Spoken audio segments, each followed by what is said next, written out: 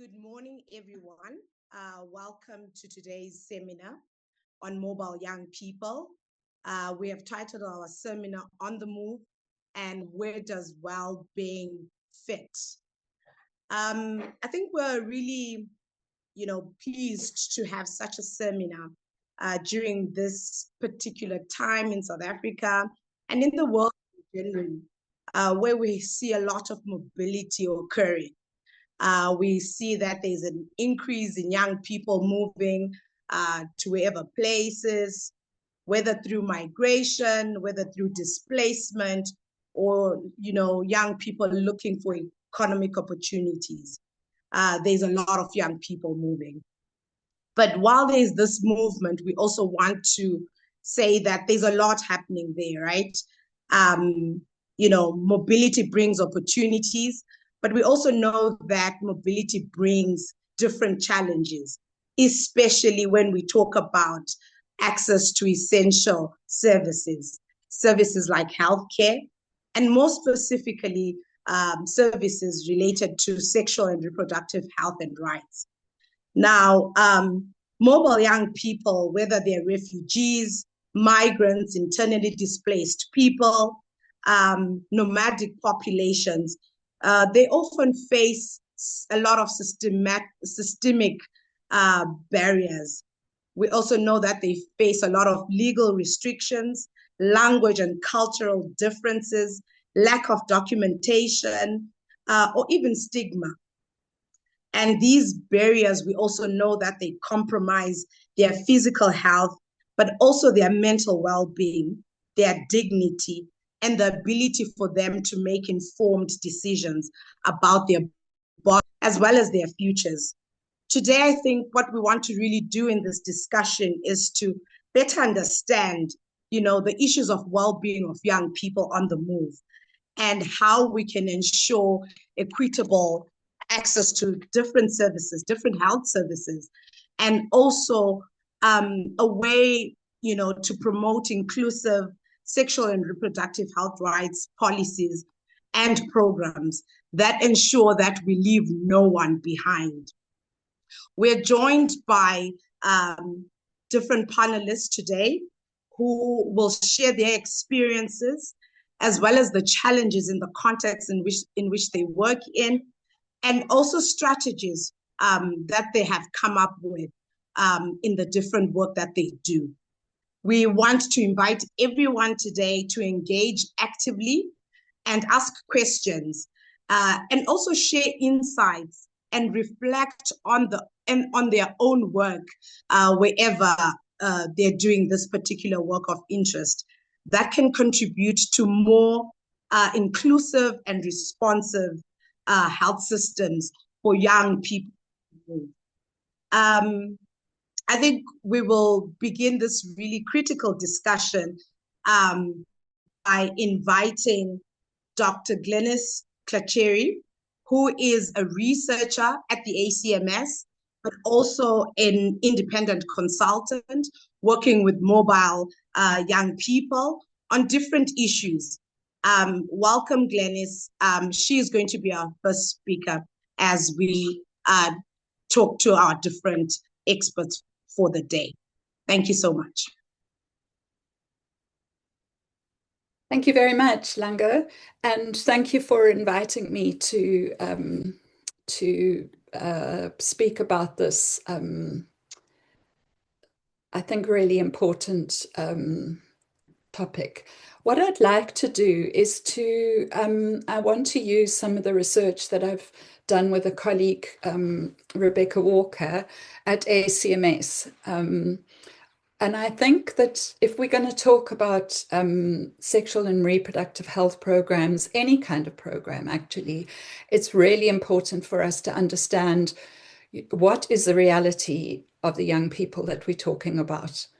And so I've entitled this "Begin With Us and Our Worlds," and I've tried to link some of the research findings to and given sort of pointers about, well, what does this mean if we're going to be developing a program, or if we're going to be looking critically at the existing programs programs that we have. So we're starting with the young people's perspectives. Okay, sorry. So just, this is a collection of findings from 2 pieces of research that Becky, who's also a researcher at ACMS, did together.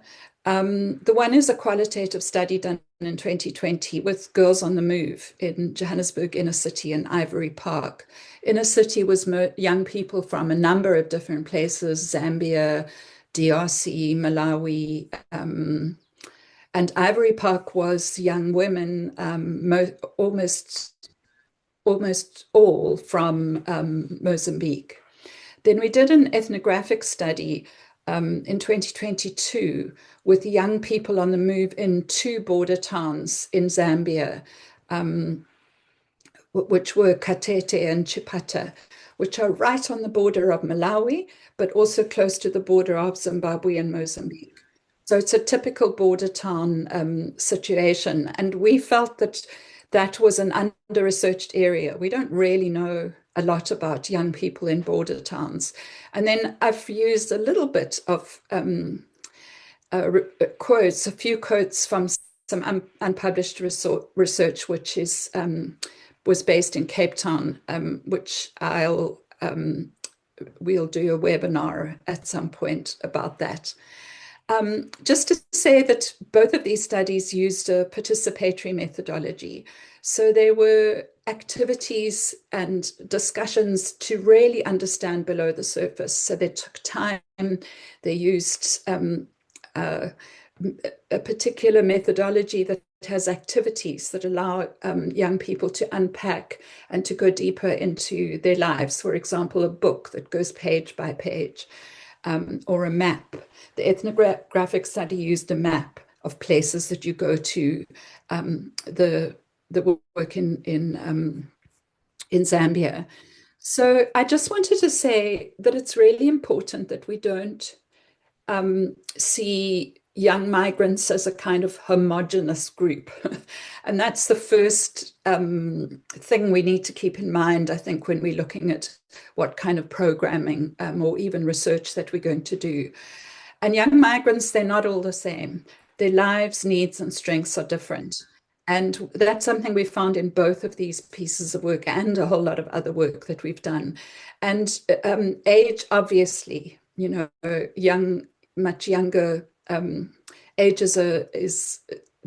the differences are related to age.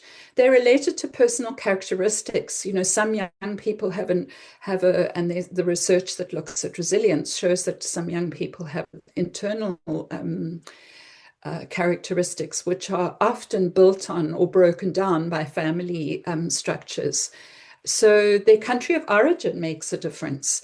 Young people in DRC, for example, have a very different political environment and traditional norms and values that are part of the society that they come from. And then home and family experience at home in the past, their childhoods. So the young people, for example, in the work that we've done in Cape Town, their childhoods were fractured. And that's had a huge difference on the way that they see the world and the way they live now. The journeys that they made, how did they get to South Africa? And some in a simple way, some in a much more traumatic way. The reason for leaving, is it conflict like it is in DRC, for example? Is it work, which is largely the motivation behind young people choosing to come to South Africa from Mozambique? Is it education? That was one of the motivators that we found in the border towns. Young people from Malawi were actually crossing because there was a better education in Zambia. Obviously, traumatic experiences, what they've experienced in the past affects their well-being. Their present social networks, are they alone? Do they have siblings? Do they have caregivers? Do they have friends? And some of them, do they have partners? So that affects the way that they interact with the world and the way they understand the world. the locality of the settlement in their destination country. For example, we found huge differences between those who live in the inner city and those who live in Ivory Park or on the border towns, which are sort of chaotic places with people coming and going and very different. So the other thing is the social norms in their country of origin and the local social norms, which are really important, I think, when you're looking at sexual and reproductive health and well-being within that. So this is just what young migrants have told us about their lives. So the first thing that comes up every time, and I think you know about it, and this applies not only to South Africa, but to the work in Zambia as well. And because Zambia, the young people in Zambia also there's a similar documentation regime where they would be arrested if they didn't have the correct papers. So this is just actually one of the young women speaking from the Cape Town research, and I just thought it summed it up so well. I go to a place to apply for a job. Hi, this is my CV. I'm ready to work. And the next thing they tell you, where's your paper? At the clinic, you just say, I'm injured. Can you help me? Where's your paper? You go to the police. I want to lay a complaint about someone who touched me. Someone wanted to rape me. Where is your paper? So documentation is absolutely key. It determines study, work opportunities, access to health services, as you see in that quote, everyday life, psychosocial well-being, and then the potential of detention, very much so in the Zambia research. And that's despite protective policies, particularly in South Africa, to ensure access to healthcare. This is the experience. I think I've put the recommendations for programming into this purple. So I think one of the really important things is to acknowledge the stress that young migrants live under. It's pervasive. And then the other response, I think, is the importance of advocacy, particularly for those who are working with young people directly. And that's to share voices and case studies. A lot of the advocacy I think doesn't include the reality of the young people we're talking to. And I think advocacy, in my experience with some of the important advocacy that I've been involved in at national and international level, is that it needs to speak to the head and the heart. And even politicians can be reached in the heart. And that's where the case studies come in. So those of us who are working on programming, it's really important to collect those stories and to share them with those agencies that are doing advocacy. So documentation is the first reality. And obviously documentation leads to fear. And fear is a dominant theme in much of the work, but particularly in these two pieces of work. So they're not able to access services because they fear that if they went to the facility, they'll be identified because of their language as Malawians, and then the immigration will arrest them. Some others die of diseases like malaria. So that's an NGO worker in Chipata in Zambia on the border town. So I think that fear is a really important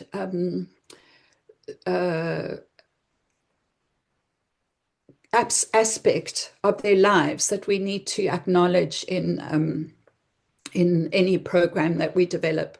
And I think that the way we acknowledge that fear is through empathy, through respect. So respect includes acknowledging that these young people are not just victims. We need to respect them and I'll talk about that just now, for the strength that they have and the ability that they have, the choice that they've made to come across a border and to sometimes in the border towns make a long journey from Mozambique, for example, by walking.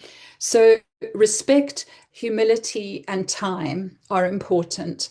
And I just wanted to reference, though it's related to child protection, a resource that I think is really useful for even outside child protection. And it talks about the importance of empathy, respect, and humility. And it actually unpacks those concepts and gives you ideas about ways that you can represent those characteristics. It would be really useful for training. So that's how one of the ways I think we respond to fear. And of course, fear relates to invisibility. And that's one of our biggest challenges, I think, in any program that we do.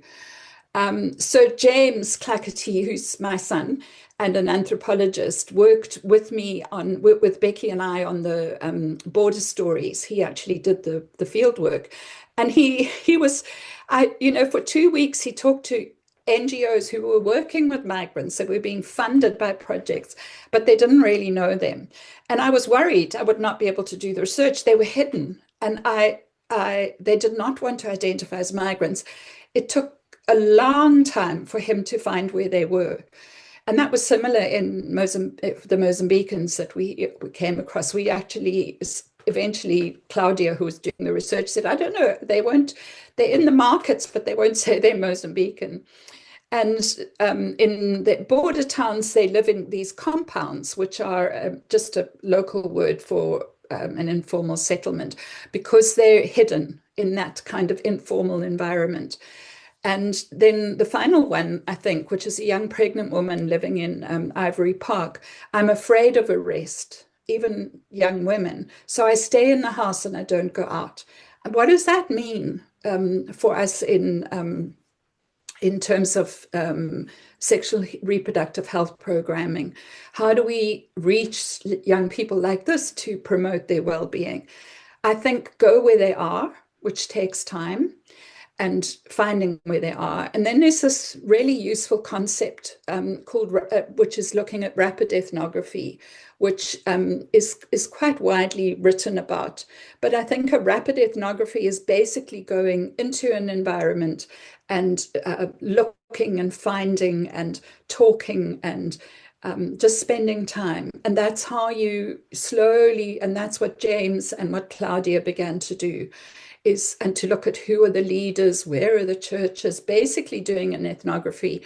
And the Vessels book, I'll speak a little bit more about that. The other one is looking for places of safety. That's how we found the young people in Ivory Park. So we actually ended up finding them in hair salons.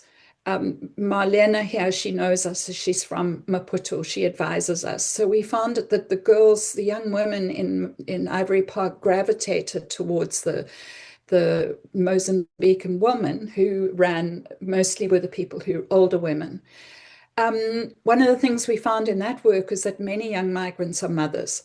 And again, this is about, not assuming that they are a homogenous group, that they're young people. Many of them are, in fact, mothers.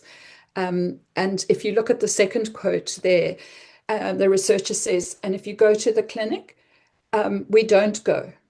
What if your child is sick? God is always protective. So there's kind of this powerlessness about, which is really worrying, I think. So I think it's really important to have programming that's sensitive to young mothers. They live in a legal and fear liminal world because they're afraid and they're invisible. We need to go and find them. And that's where I think the work that Margaret's going to talk about is really helpful. I don't want to go over time. So I think it's really important to acknowledge that young migrant people are not victims. They know how to skillfully navigate their social worlds. And invisibility actually is an important strategy that they use. They have this lovely, all of the young people that I've worked with in various places, and particularly in these two studies, they support each other. That's an incredibly important strategy for them. One of the young people said the important thing is to find a circle. That's how you survive. They have sophisticated strategies for dodging the police, which we saw very much in the border towns. They learn local languages. They move about with locals. That's what they did in the border. One of the young people in the Cape Town research said, dress like them, act like them, speak like them. So you fit in. Young women seek out sympathetic clinics. The young women in Mozambique knew that the local clinic in Ivory Park, the health service staff weren't very friendly, but they knew that in, I think it was Rabi Ridge, there was the sisters, the nurses there were really nice. So they used to go further because that's a strategy. And seeking out safe places. Marlena, she knows us as she's from Maputo, so I think it's really important to work from these strengths. So even, for example, the safe spaces, and there are examples where in Sierra Leone, they've used the landladies, who are sometimes the exploiters, or the employers in a program in Rosano Garcia, who are sometimes the exploiters. They've actually brought them into the programming, and they've become the people who make sure young people are safe. I just wanted to briefly talk about the psychosocial impact. I think this is late. So little 10-year-old, I have a problem of going to sleep because of no paper. She couldn't access education. If you had documents, then you are a person. Before that, you are invisible. So it's the impact of documentation and how important it is to make, when we do interact with young people, that we make them feel visible, that they are human beings. And I think this is taken actually from the research that I did in Cape Town, but I think it's so telling. I do not feel I belong anywhere. I do not belong here, South Africa. I'm not from here. I am nowhere. I'm not from this country. This young person came to South Africa when she was very young, and I'm not from this planet. I just feel like I do not belong here. So it's this feeling of not even being a human being, which is an incredibly, it's a crisis within inside that child. And it's really important that we acknowledge that. Just something very quickly. I think it's really important when we do psychosocial programming, we often just teach young people life skills, and we call that psychosocial. But it's not, it needs to be combined, with things like stress relief strategies, a safe place to just be, fun, to be nurtured, to build agency by making something, and child and baby friendly. And I think the reference that I've given here, the work that Becky and I did in a shelter, I think is a perfect example. And the Rosana Garcia is another, the shelter or the center run by the sisters at that place. So that's what I thought was really important. And thank you very much. And I have those references on a separate slide if you want them. Thank you. Oh, just to say a final word. This should be the foundation of anything we do with young people, because we need to build on what they say, rather than what we think is right. So it needs to not be agency initiated or agency led, but children and young people led. They need to lead us. And obviously that's the role of research for those people who are researchers, is to understand more. And there's a lot more to understand about their lives. Thank you very much. Thank you so much, Glynis, for that. And I think you're right. Migrant voices or young people should be the beginning of where we actually think about what sort of solutions we can come up together with them to help them, maneuver these spaces. Our next speaker is going to be Mwelwa Phiri. She's from Zambart. She's a researcher at Zambart in Zambia. Welcome, Mwelwa, and thank you for being here. Right. Thank you so much, Langa. And thanks everybody for coming. I'm just going to stop my video because I know it might just interrupt my internet. So I will be speaking a little bit about some of the research that we've done at Zambart and how it's included mobile populations. And I'll look at it from a different gender. with some focus on young men in particular, and I'll explain why the focus has been a bit on young men. Okay.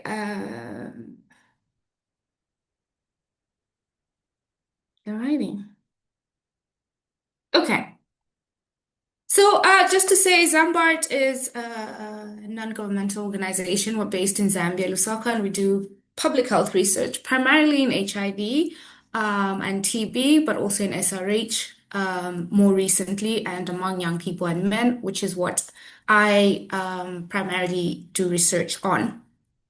And so I'll just give some background research that we've conducted and how we've conducted it and how I think we sort of tried to fit in well-being, but also what we've learned and how we've tried to include that in upcoming research, which includes the nurture for youth. And I won't go into too much detail. I think it's already been spoken about. So for me, my journey with mobile populations among young people, but also other populations such as men, really started from the HPTN study. So the HPTN 071 was the largest universal test and treat trial conducted. It was conducted in Zambia and South Africa, in several towns or communities, and it was provision of door-to-door services, which included HIV testing, condom provision, PMTCT prevention, STI screening, and a whole lot. And I think our approach in the HPTN was universal. And so it was a deliberate approach so that we didn't leave anybody behind. And one of the things I think we're quite deliberate about is any research that we conduct, any interventions that we conduct are inclusive, and we don't require documentation, I think, as Glynis has said, which is a huge barrier. And that's something we've deliberately done, that we don't include need for any specific documentation in anything that we conduct. And the HPTN 071 was actually very successful in attaining the first 90 in urban mobile populations, so male and female. But I think we realized early on that there were testing gaps. So this is HIV testing. And the testing gaps remained in men, but also young adults and most mobile individuals. And these mobile individuals were young adults particularly, and young men specifically. But they were young women as well. But it was mostly young men that were the most mobile individuals. And some of the qualitative work that was actually conducted in some of the pop art intervention sites did reveal that for Zambia, for example, trading drives quite a bit of that mobility. And we had different, so we didn't, because of the way the communities were located, there was in mobility within the community, so or within the city where the community was located, so people would leave their homes or the community to go and work elsewhere. But also including migrants coming into the community. And it was largely driven, this mobility was largely driven by livelihood factors. So people aged 18 to 45 were on the move a lot. Charcoal trading, fish traders, cross-border traders were the people that we found in these communities to be quite mobile. And so the mobility of people, particularly the young men, as I mentioned, emerged as a key barrier, which was primarily driven by looking for work. And so one of the things that we did as we became more aware of this gap is that we implemented an HIV self-testing intervention to try and reach more people with HIV testing. And some of the findings were that the HIV self-testing was actually acceptable for busy and mobile people and those who were formally employed. And some of what was mentioned was that they felt empowered in knowing how to test by themselves, but they could do it in a convenient manner, and it was in a confidential manner. So the HIV self-testing study really had some good policy implications in that it emerged as a potential solution to reach the hard-to-reach groups, which were mobile sex workers and working men. But obviously, as we were doing this, I think the language around hard-to-reach groups was also changing, and the realization that it's not the groups that are hard to reach, but the services that are hard to reach for the mobile people, the working men, the people that we had gaps in. But it definitely added to help overcome barriers, for example, for privacy, but also men not found at home, but also for people who were mobile or who didn't want to be known at the health facility. So the self-testing was a way to reach that population. And so we also then tried, we still had gaps, obviously. And so we then tried campaigns which were targeted towards young men or men in general, called Man Up campaign. And I see Steve is here, who was quite instrumental in this.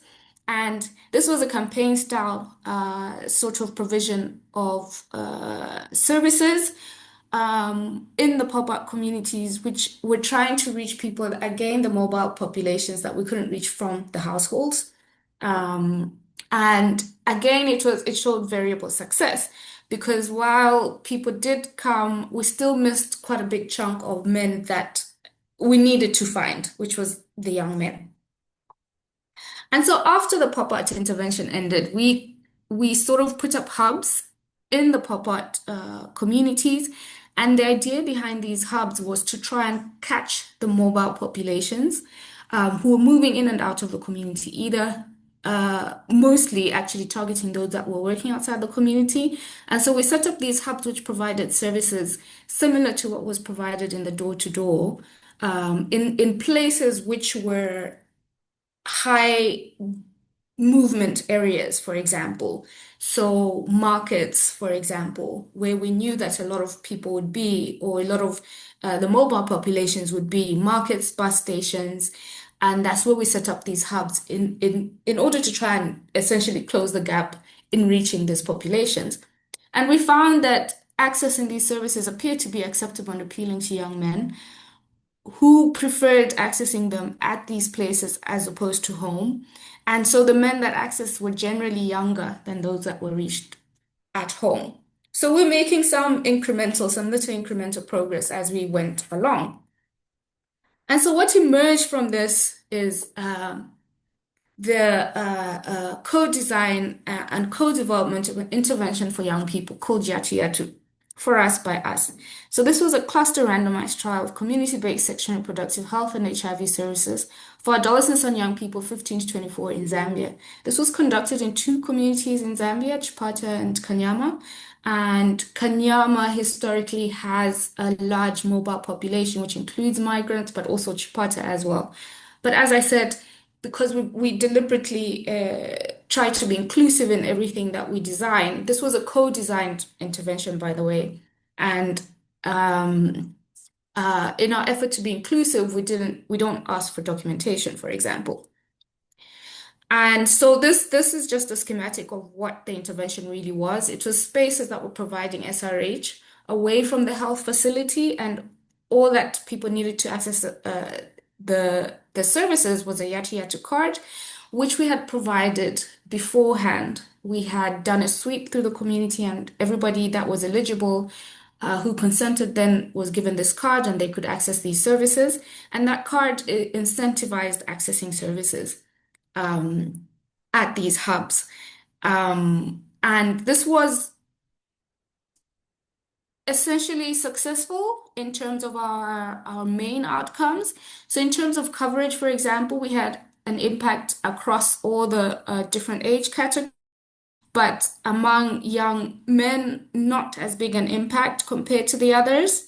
And when we look at the primary outcome, which was self-reported knowledge of HIV status, we had a very significant impact among adolescent boys 15 to 19, but again, not as big an impact among the young men the young men aged 20 to 24. So still some gaps remaining, but we believe that it was this success was actually driven, one, by the co-design process that we conducted, which Melvin actually, who's also in the call, was very heavily involved in. And this was largely driven by HIV testing services. Just to say that the hubs had been designed to also include other services, so life skills, for example, and CSC as well was provided at these spaces. This was in an effort to provide a holistic intervention for young people, which we hoped would improve their well-being as well. So from this, again, there were still some gaps. We were still not quite reaching the people that were not reached. Again, this was the young men. And so this kind of has narrowed my focus personally in terms of research. And that then brought about the Yabagai case study. So the Yabagai case study was, this was a formative study. It started off as a formative study, and it included crowdsourcing. So hearing from the community on how we could actually get men to test for HIV, particularly young men. Again, Steve, who's in the picture there, was quite instrumental here. And we aimed to design an intervention that captured the mobile young men, all the men that we basically could not find at home and that we were missing with the hubs. How by designing this intervention with them, how could we get everybody that we were missing from household surveys, that we were missing from the hubs, particularly among the young men. And so what has happened is we did co-design this intervention, and we've actually received funding to implement this and in a 5-year study, and we hope we'll have results in about 4 years or so. But just to point out that part of this study was piloting something called time location sampling survey, because these young men are mobile, and we have to find a way to measure whether what we're going to do has an impact among them. And they're still going to be mobile. And so if we still do a household survey, we're not going to be able to measure whether we have an impact and we're reaching them or not. And so this is where the time location sampling survey comes in, and that we piloted and was successful. And we'll actually then be scaling up and see whether it can be scaled up and it can truly measure an impact among mobile populations. And another key study that we're going to be working on going forward is called HIM, which is Health Innovations to Reach Mobile Men with Comorbidities in Uganda and Zambia. So this study is very special because it's really targeting mobile men only. And it's targeting men in specific border towns, but also including one of the communities in Zambia as well. And the idea is to co-design a mobility-sensitive intervention to improve access to non-communicable disease and infectious disease screening and care. But what's really interesting about this is it's a transdisciplinary research. And so we want to triangulate ethnographic, epidemiological, and health services data. And one of the major outcomes is to have health strategies which are mobility sensitive. And I think this is also what sort of Nurture for Youth is aiming for, but particularly for young people, which includes male and female young people with SRH services. And so I think in conclusion, co-designing and basically hearing the voices of the mobile population that we're targeting is going to bridge the gap in us fitting well-being into anything that we do. And it will allow us to explore comorbidities, which include mental health. But more importantly, we think it will allow us for what is well-being to be defined by that mobile population, because obviously there are subgroups in mobile populations, and those subgroups will have very specific ideas of what well-being means to them. And so co-designing any interventions with them, we think, can lead to sustainable practices. And so that's how we'll get to universal access to care. And yeah, that's what I had to share. Thank you very much.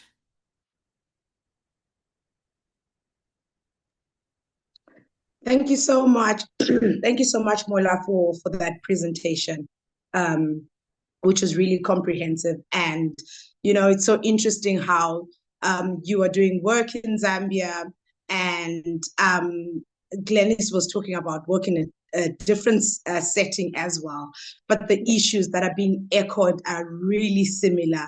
And also the acknowledgement really of, different contexts, needing different things, but the issue really of co-designing. And Glynis really spoke about how we need to speak to young people to understand their needs. And this is the same that you're echoing. Now, I think we are going to call upon our final speaker of our seminar, who is Margaret Zulu, and she is a program manager at Save the Children, and also dealing with these different issues around mobile young people. Margaret, over to you, and thank you really for being here today. Thank you very much, Langa, and good morning to everyone. As she indicates, I'm Margaret Zulu from Save the Children South Africa. I am responsible for child protection, including migration and displacement. You see there my email address if you need to get hold of us. But I would start by just indicating who we are as Save the Children South Africa. As you know, we are a child rights organization.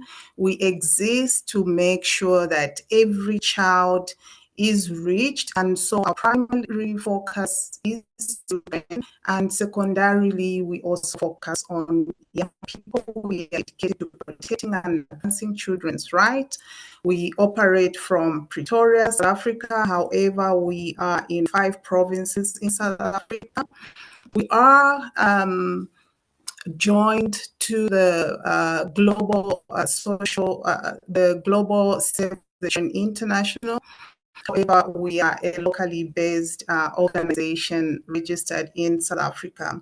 And so we have comprehensive programs around protection, migration, and displacement.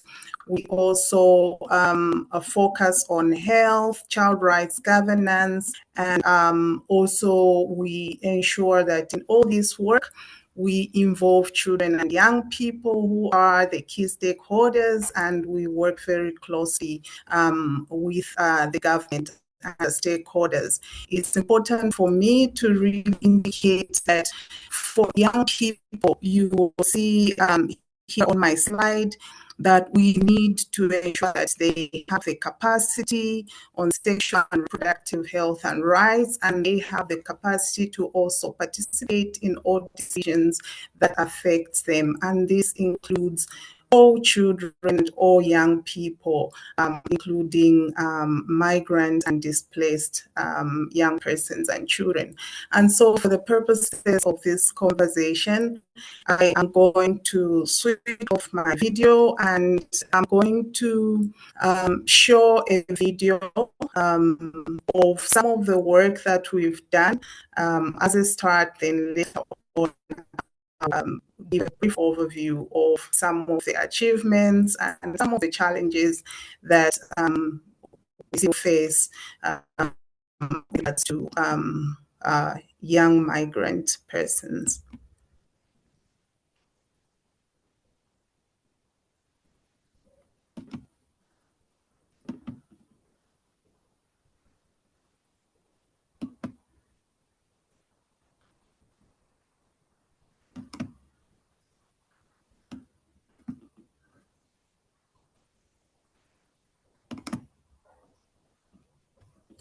Apologies, looks like now I have a technical glitch.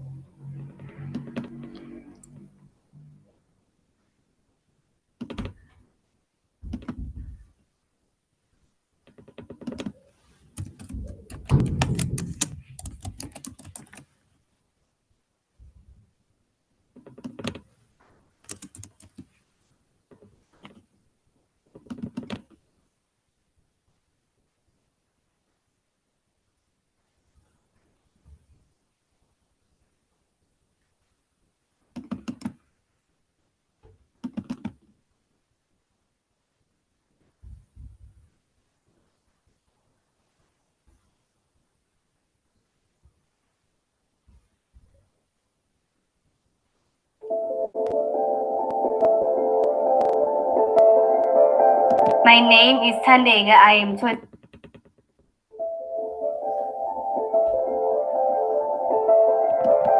My name is Tandega. I am 23 years old. I am originally from Mozambique.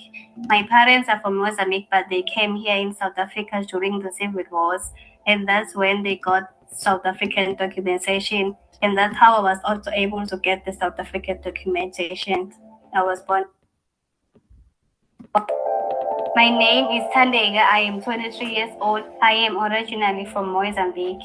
My parents are from Mozambique, but they came here in South Africa during the civil wars, and that's when they got South African documentation, and that's how I was also able to get the South African documentation. I was born in South Africa.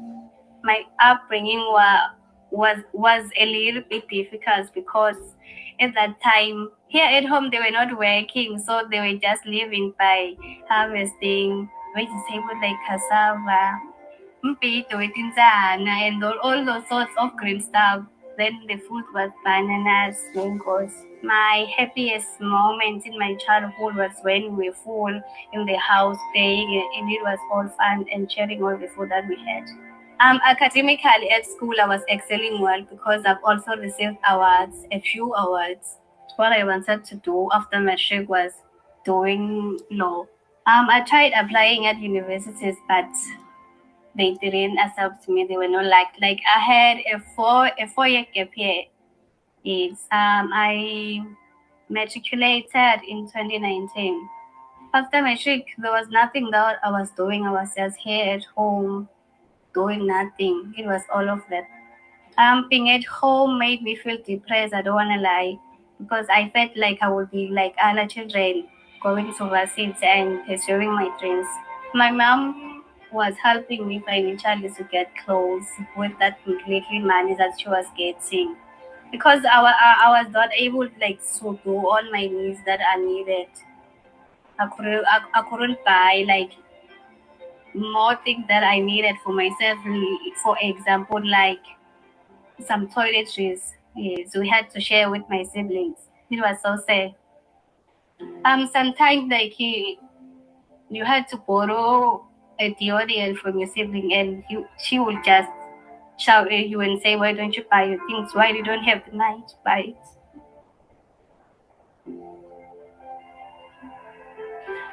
I heard about Save the Children on Facebook. There was this other girl who posted about it, that Susan was looking for girls around here to participate in a certain training, and they were contact details here. That's where I got in contact with Susan, and she told me where to meet and how is it going to be. To be honest, I didn't have any hopes about the meeting. I just went there because I told myself that there's nothing that I'm doing at home, so why don't I go there and hear what they are saying? Maybe I'll get more information about it. We had several trainings. We had life skills training, reproductive training, and business planning training.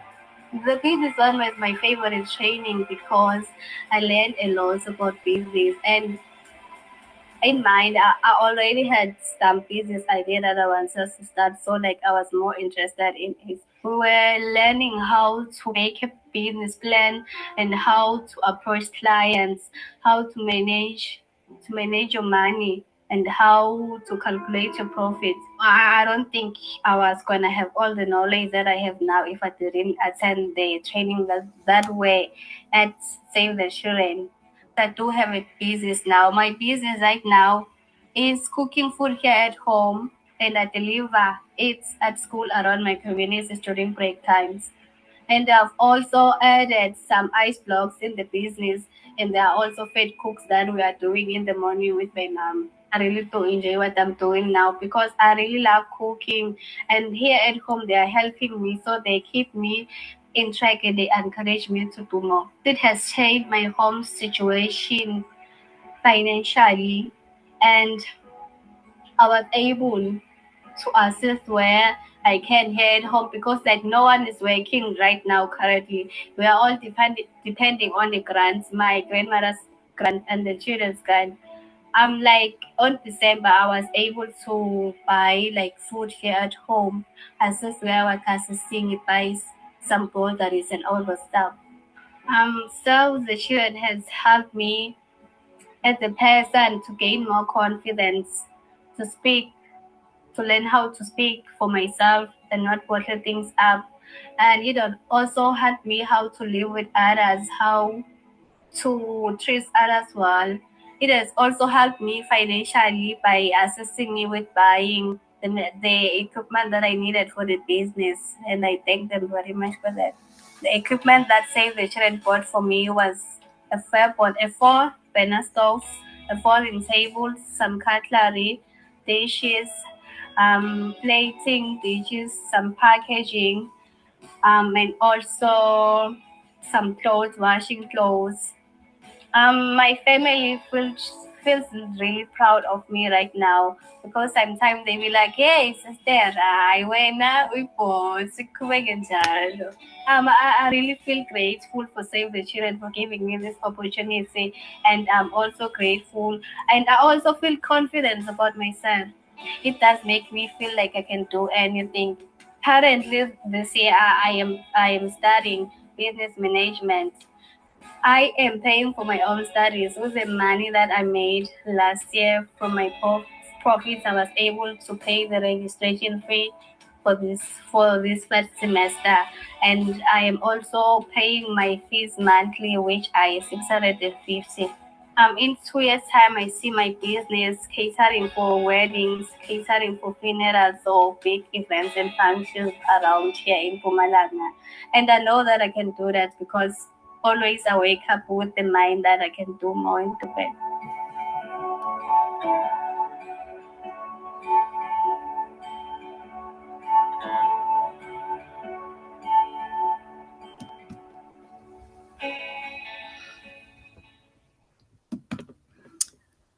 Thank you very much for watching. So what we see there is a story of resilience, a story of dreams, and we see, as indicated by previous speakers, that young persons on the move are resilient. They know what they want. They can participate actively in decisions that affect them. And now I'm going to refer to my slides.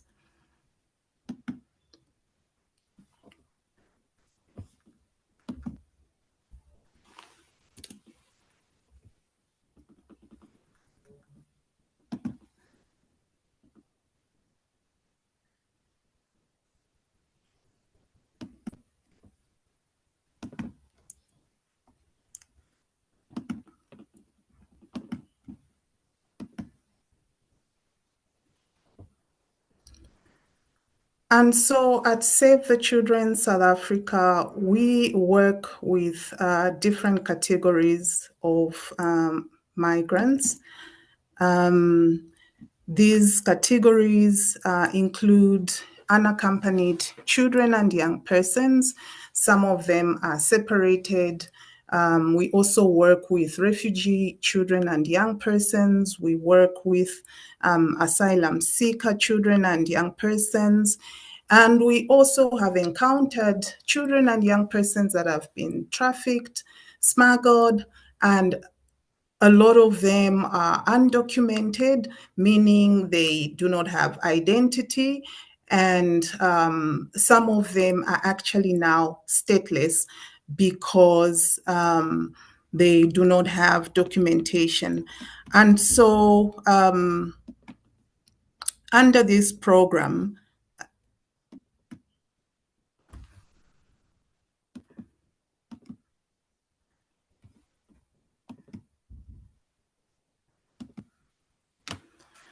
we see that these categories that we work with have experienced a lot of invisibility. They highlight issues of lack of access to services. They highlight a number of issues that have also been shared by the previous speakers, and I won't dwell on that because of time. But I would like to quickly now refer to what does well-being mean for them.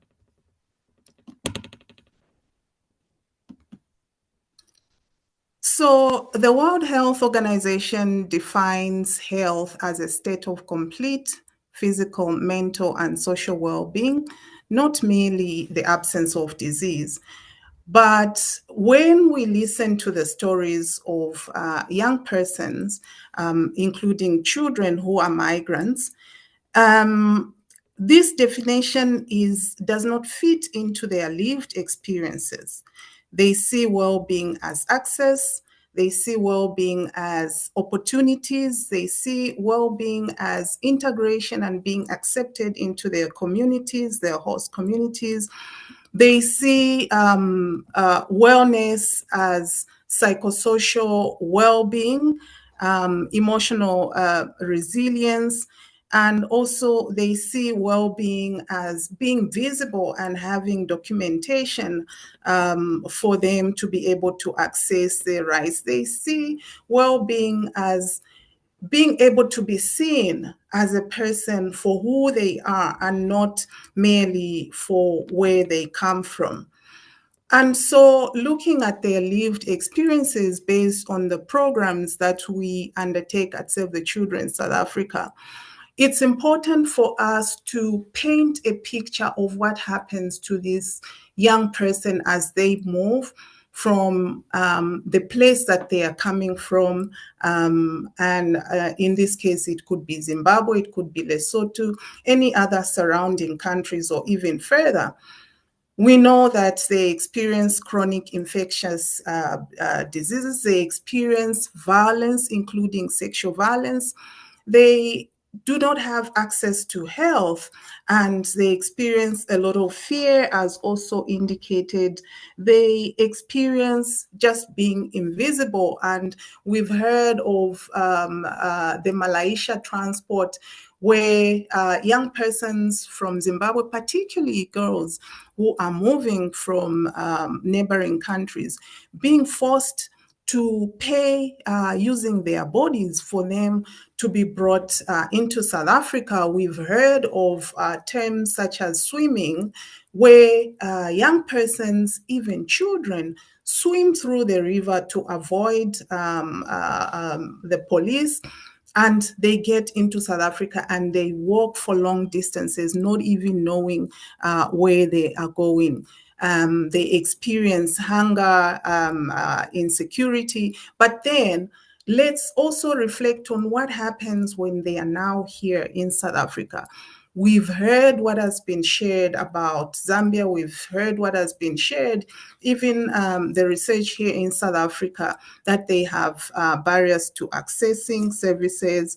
They do not have documentation. When we think about the critical basic issue of education, some of them are denied education. We have seen what's happening in the country around access to health, and how when you seem to be from other country or you are not presenting documentation, then you are not supposed to be in that public health sector. But what does this mean now for the work that we do and for the young persons that are coming from neighboring countries? So at Save the Children South Africa, we have a number of projects. At the moment, we have about 4 projects, one focusing on children involved in unsafe migration. Although our target is up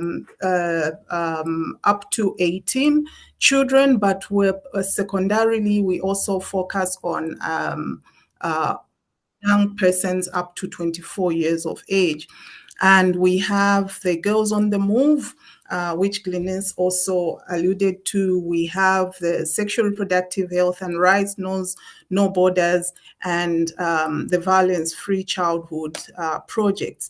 I just want to quickly share with you what we are trying to do under these projects and what are the challenges that persist when it comes to the work that we are doing. And so generally, we want to see a strengthened and realized child rights environment in Southern Africa, mostly because South Africa is, a place of destination, preferred destination within the region.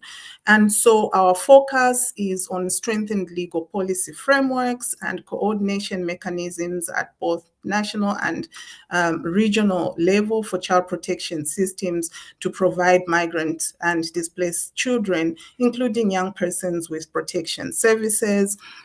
We have also worked with duty bearers such as your Department of Social Development, Department of Home Affairs, the border management authorities, and other service providers to ensure that we are all have the same standards of practice with regards to working with young persons and children involved in unsafe migration. But we don't end at that. We also involve host communities. We involve the children themselves to participate in all this. And so the video that you watched is under the Girls on the Move project, but we have the HIV Knows No Borders project that focuses, this is in partnership with the International Organization for Migration. We focus on young and vulnerable persons aged between 10 and 29. Some of them are sex workers, they are migrants, but we also focus on their host communities.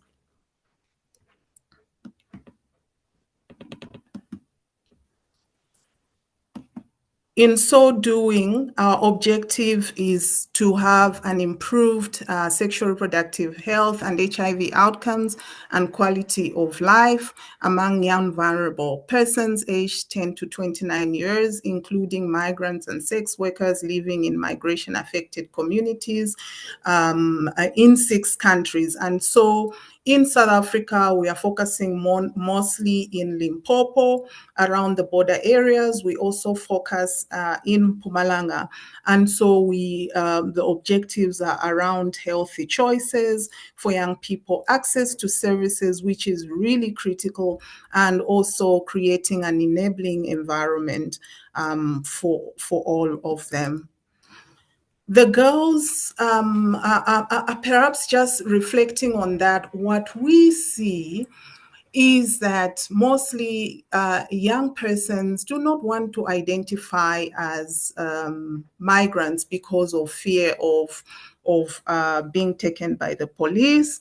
We heard the phrase that Glynis used in her research, and this is a case story where every time they are asked, they go to the clinic, where is your paper? Where is your documentation? And that is also true for us as we implement the Girls on the Move project and the Knows No Borders project within South Africa.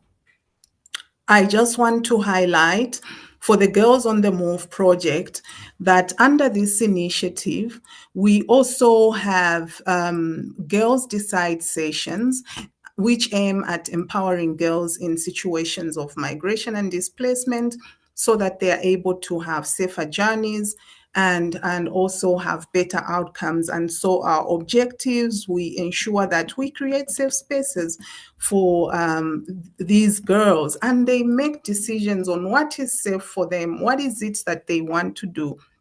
They address specific issues according to their needs, and most of the issues, as indicated previously, relate to sexual health and reproductive rights, access to services, and also mostly our girls are young mothers, and so we also include parenting support programs where we empower them with parenting skills. And so these girls decide sessions, we see that there are also some kind of network for peer-to-peer support. They are able Sorry, to... Margaret. Yes. Sorry, Margaret. Your slides are not currently moving. Oh, okay. They are moving on my side. Yeah. Apologies. Okay. Is it possible for you to go to the presentation mode right at the bottom of your screen? Let me stop sharing. Yeah. Yes. Sorry about that. No worries. I didn't anticipate these glitches. So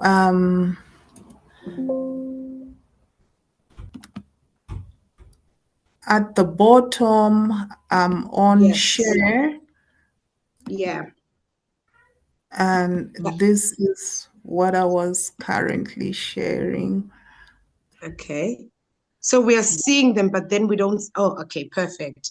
And then if you go on the, oh, there we go. On the icon that looks like a glass, I guess, a wine glass, then you can put it on presentation mode at the bottom of your slides there. Then I think they will move. Okay, that looks like a glass. Yeah. What do you see now? At the bottom. So we're seeing the slide, but I'm thinking if you put it on presentation mode, it will be able to move.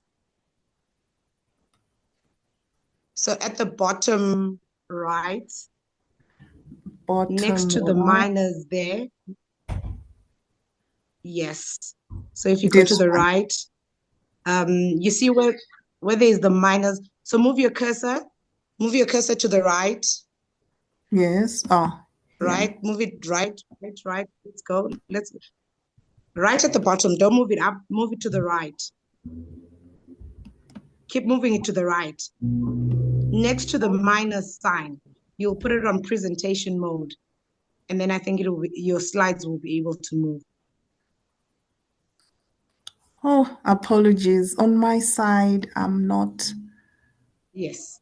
You're not, you can't. Yeah, it's not. Okay, just try and move.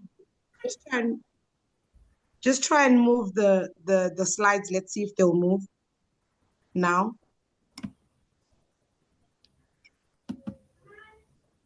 No, they're not moving. It has moved now on my side. No, it's not moving. No, it's not moving. But that's fine. You can just continue with your presentation. Okay. Apologies to everyone for that. We will share the slides for people to reference. Yes, absolutely.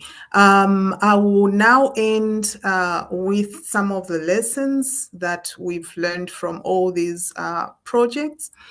And one of them being a rights-based approach where we focus on access to basic services for all children and young persons, irrespective of their documentation status. And our legal instrument in South Africa really indicate, particularly for a child, because we need to start from there. We need to think about what are we building in these children? What will happen to them after 18?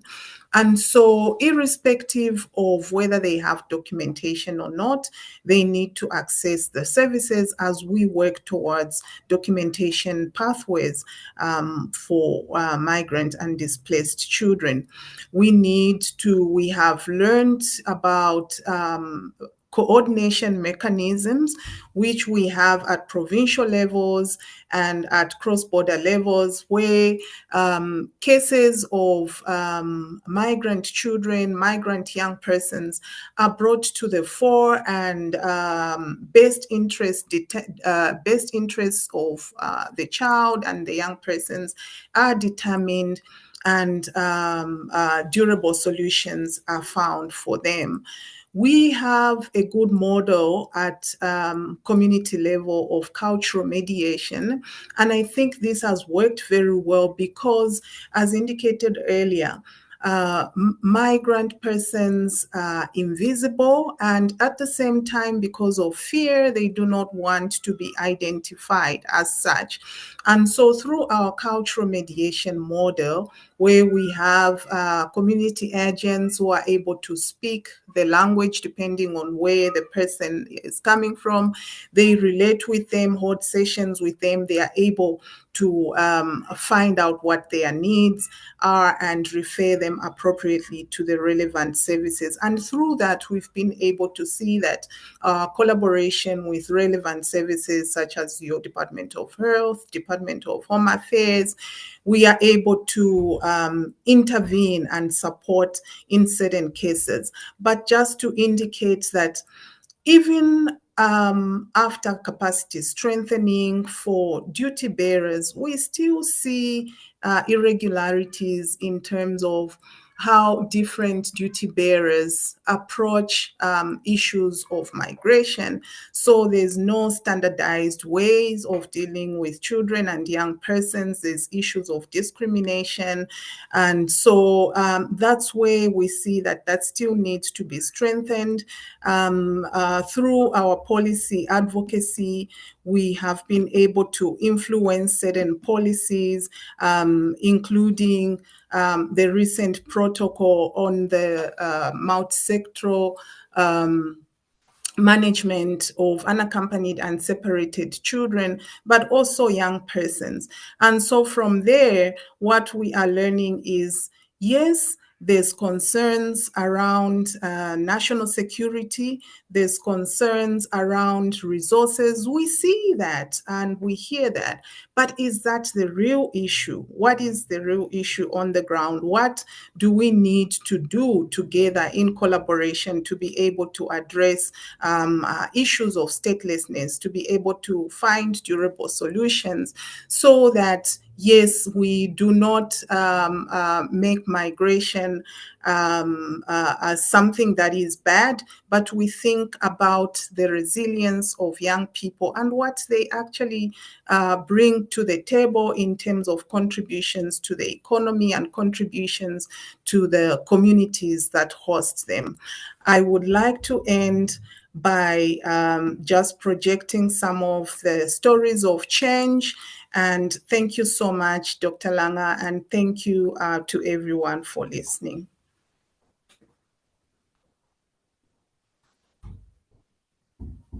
So very much, Margaret, and to our other two panelists for such interesting insights on, I guess, also the work that we have as different stakeholders on this call, as researchers, practitioners, people working in different spaces on dealing with issues of mobility and young people. And I really like, your closing remarks on what can we do to work together to find real solutions of these really complex issues on mobility and young people. Now I'm going to open up the floor for people that have questions or sharings on the spaces that they work in relating to young people and mobility and well-being, or other issues that you think sort of are part of this conversation that we're having today.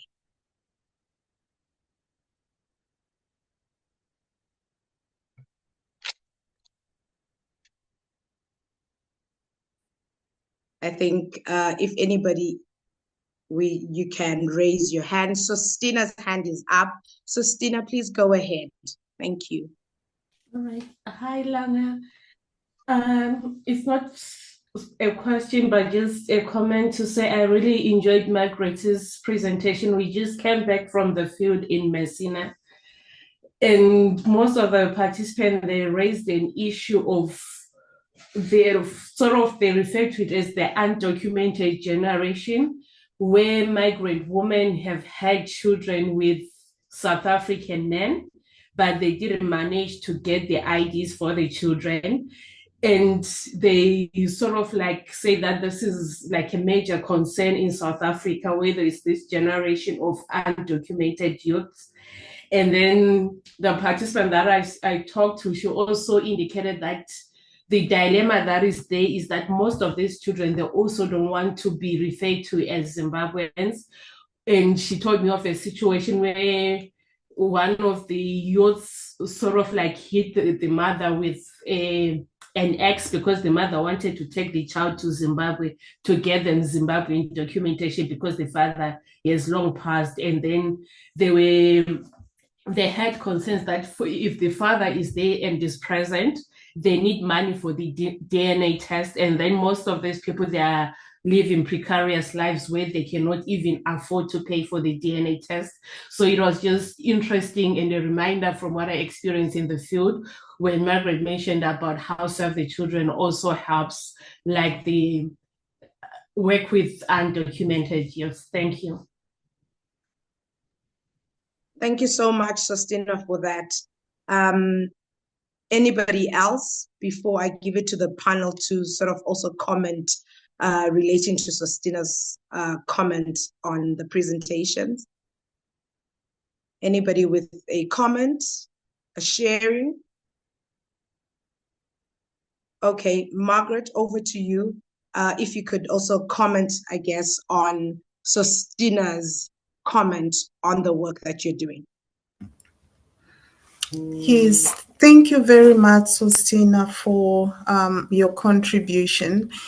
Indeed, one challenge we faced with young persons, even migrant children, is the issue of documentation and just the requirements, which are not always standard.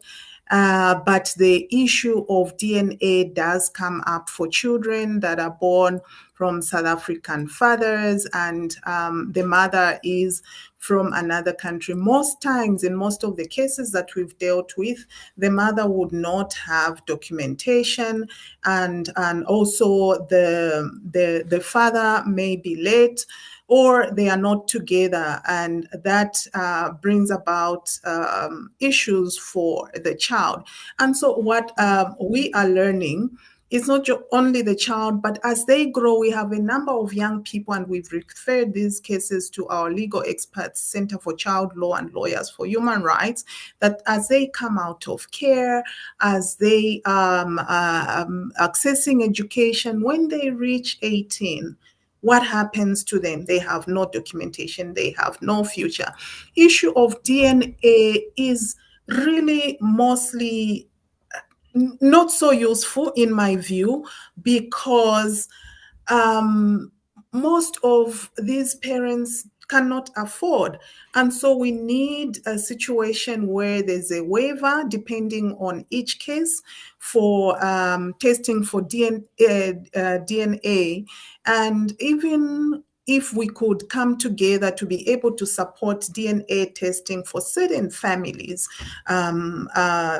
also be able to collaborate with the Department of Home Affairs. So really, we are looking at durable solutions that would ensure that the best interests of the child, the best interests of the young person is at the fore of all these decisions. Thank you, and over. Okay, thank you, Margaret. Sorry to just come back again. You mentioned about the issue of the waivers, right? And then to just ask, like, what steps have been taken by, for example, organizations like yours, the civil society as well, to try maybe to engage with the policymakers when it comes maybe to waivers, or maybe reconsidering helping these children who are fathered by South African men who can't access that documentation, because I think, as you've mentioned, it also impacts their livelihood and also their career.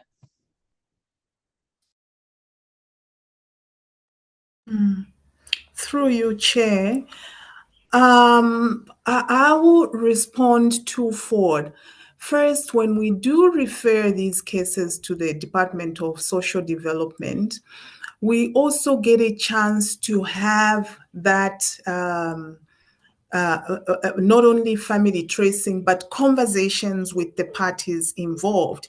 And in certain cases, we find that then the father is able to assist with DNA, and they are able to get some money. But when it comes to waiver, we have not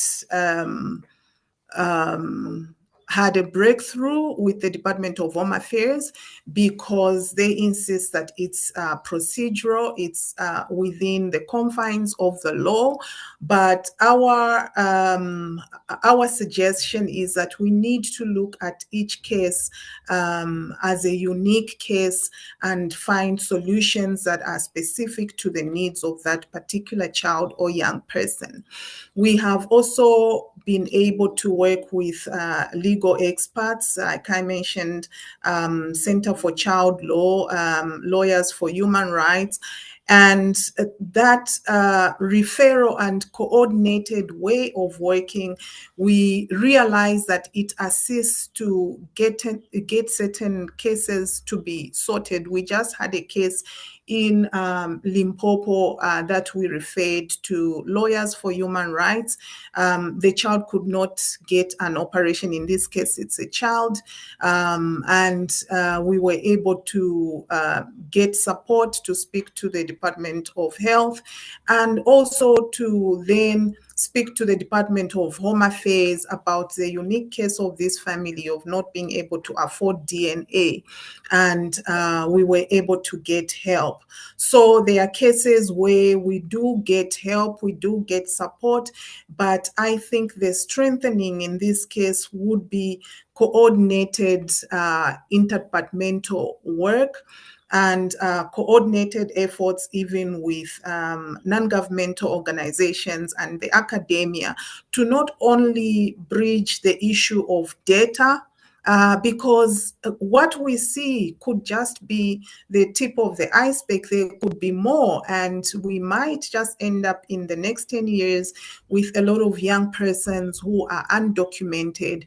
We would have double-based cases, and to avert that, we need to start now and decide on what we really want to do with these young persons. Some of them are stateless. Again, we are working collaboratively with legal partners to then address issues of statelessness. We have, for refugees as an example, and this is my last point, where when they have refugee status and the child then gets over 18, they are still linked to the legal status of their parents. And so that becomes a challenge. So we've suggested delinking as a way for the young person not to be stuck, because when they are still linked and maybe that documentation is no longer valid, then it becomes an issue for the young person. There are many legal complexities around the issues, but our ask as Save the Children South Africa is dialogue, is engagement, even of not only host communities, even our partners. I like to call them partners, our Dudula partners. We come to the table and speak about durable solutions and what we can do for everyone in this jurisdiction of South Africa. Thank you so much for that, Margaret. I guess the last question was, how can researchers who meet such participants in the field engage with your organization, or can we refer them to your organization?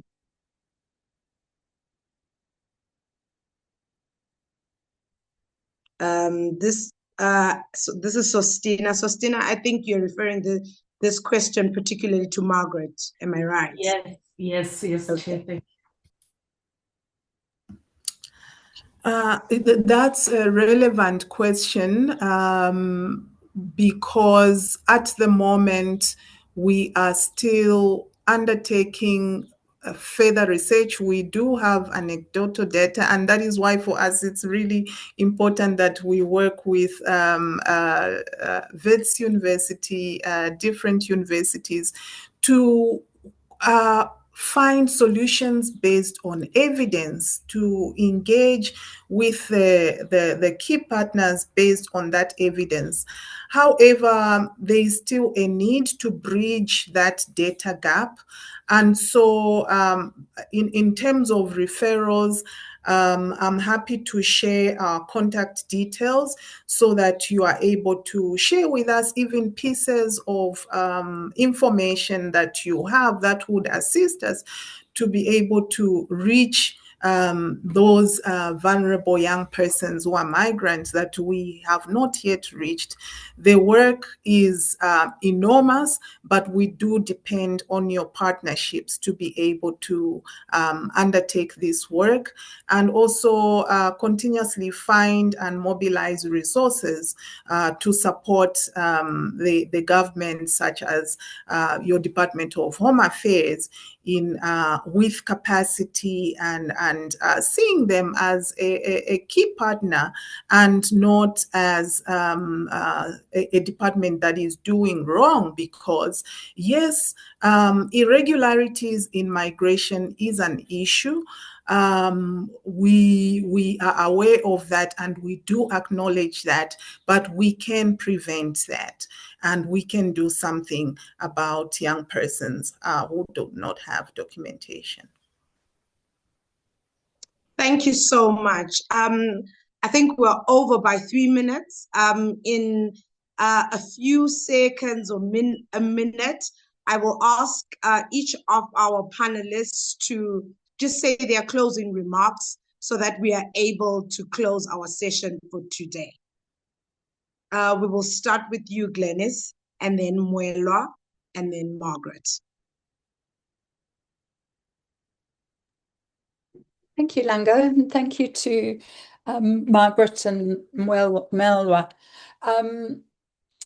What's so exciting, I think, about the two presentations is the way that they link to the summary, I suppose, that I presented. So there are all sorts of interesting ways that the study in Zambia is looking at invisibility, for example. The fact that Save the Children is looking at mothers. The fact that there's work being done on safe spaces. And yeah, I just think it's very exciting that so much of what young people have told us in the research that we've done is starting to be implemented. I suppose the key thing now is to look at the impact and what we can learn about that, and also just the practical understandings that we've learned. And I think the research being done in Zambia will give quite a lot of that, and also just to encourage Save the Children to, and I know it's difficult in an NGO environment, but just to keep recording what you're doing, the activities you are doing. Not necessarily, it would be nice if there was academic research, but I think there's also real value in practitioners recording what they're doing and sharing that, because that's how other practitioners learn. So yeah, thank you very much. Thank you. Over to you, Mwelwa. Yeah, thanks everybody. Thanks to the other presenters, and thanks for everybody that was listening. I think for me, the presentations and the discussion has really emphasized why it's so important to engage with the different subgroups, because they have very specific needs, which are very different. And so something that Glynis brought up about they're not, it's not one homogeneous group.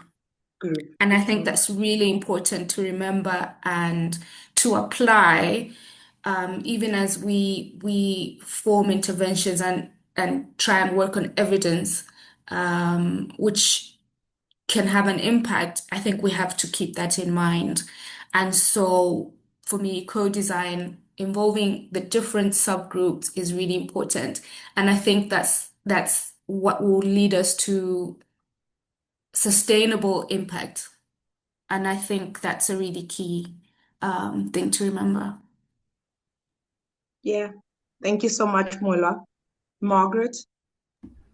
Thank you very much to you. Thank you to Mwelwa. Thank you to Glynis. I've learned a lot from your presentations, and it's really interesting that these different pieces of work actually speak to each other, and it's the same experiences in the different countries. And so it's three things from my side. One, young migrant persons are not victims. And I'm quoting from what Glynis said. They are resilient, they can contribute meaningfully to communities and economies. And therefore, we need to ensure that they participate and they indicate what wellness means for them. We need to find out from them continuously, and those engagements remain critical. Secondly, we need to address the issue of documentation. As long as they are invisible, they live in fear, they live in hiding, and we will not find answers. And so it's important that we allow their identity and they do not live in fear. And lastly, we need to collaborate. I think this has been indicated by the previous speakers, and we need to look at what does collaboration mean for us, and how do we then address the issue of data around migrant young persons? How do we then implement and address issues of policies when it comes to access to wellness for young persons on the move? Thank you. Thank you so much, Margaret. And thank you to everybody for, being here today and part of this very important discussion. I think the key take home for me also is really that mobility should never be a barrier to dignity, health, and rights. I think, as people move, we need to find ways in actually working together and ensuring access, because if they don't get this access, it actually affects the bigger communities in which they may live in. And I think really the way forward is that we need to remember that the issues that we're thinking about, should be co-designed, and they should be youth-centered, right-based, and grounded on lived experiences of these young people, just as the speakers have spoken to today.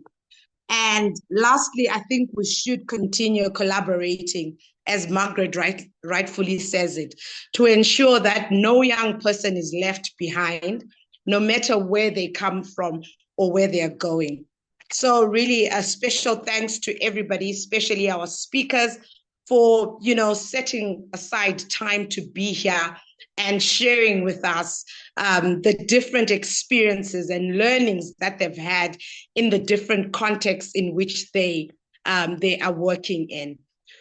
So yes, let's stay connected and let's keep pushing for systems that serve all young people, all modern young people.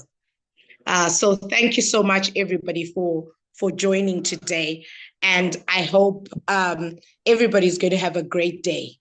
Thank you. Thank you, Langa. Good day. Thank you. Thank you, Langa. Thanks, everyone. Thanks, everyone.